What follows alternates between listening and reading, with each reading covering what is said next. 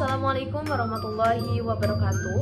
Perkenalkan, kami dari kelompok 5 mata kuliah ekologi yang diampu oleh Ibu Dr. Ina Rusdiana Lesmanawati MSI. Di sini kami akan membahas mengenai daur sulfur atau belerang. Sebelumnya, izinkan kami untuk memperkenalkan anggota kelompok kami.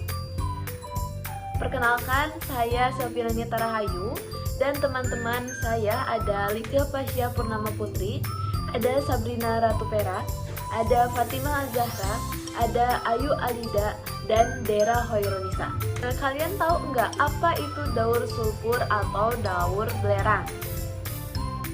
Kalau kalian belum tahu, ayo kita cari tahu bersama-sama. Daur sulfur atau daur belerang adalah siklus biogeokimia yang melibatkan perubahan unsur sulfur melalui berbagai bentuk kimia di alam, seperti hidrogen sulfida, sulfur dioksida, sulfat, dan kembali ke hidrogen sulfida. Daur sulfur atau belerang dimulai dari sulfat diserap oleh akar tanaman dan dimetabolisme menjadi protein yang mengandung sulfur.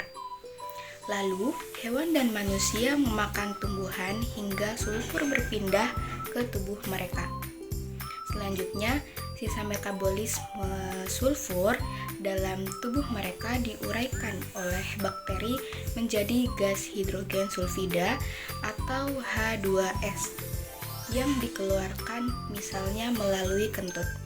Selanjutnya, hewan dan tumbuhan mati diuraikan oleh mikroorganisme seperti bakteri dan jamur menghasilkan H2S. Lalu H2S sebagian tetap di tanah dan sebagian dilepaskan di udara.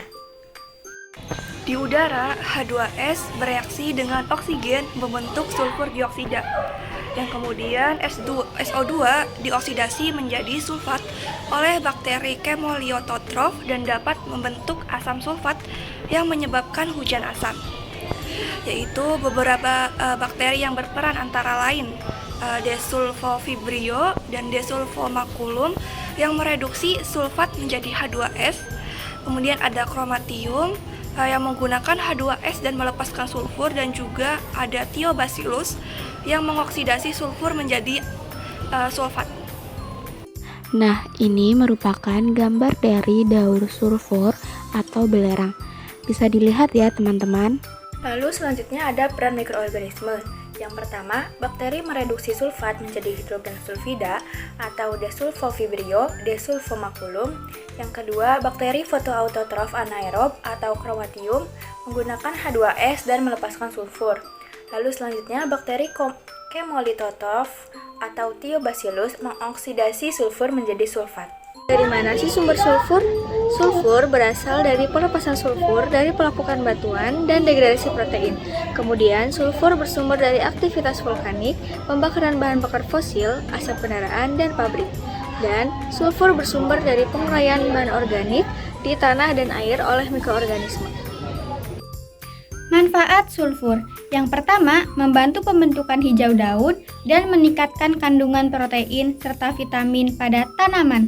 Yang kedua, memperbaiki warna, tekstur, aroma, dan struktur pada tanaman. Kemudian, mengurangi penyimpangan pertumbuhan tanaman serta memperbesar umbi dan bawang merah. Sulfur juga digunakan dalam pembuatan obat, bahan peledak, dan dalam bidang kecantikan. Sekian dari kelompok kami. Mohon maaf apabila ada kekurangan dan kesalahan. Wabillahi muwaffiq ila aqwamit thoriq. Wassalamualaikum warahmatullahi wabarakatuh.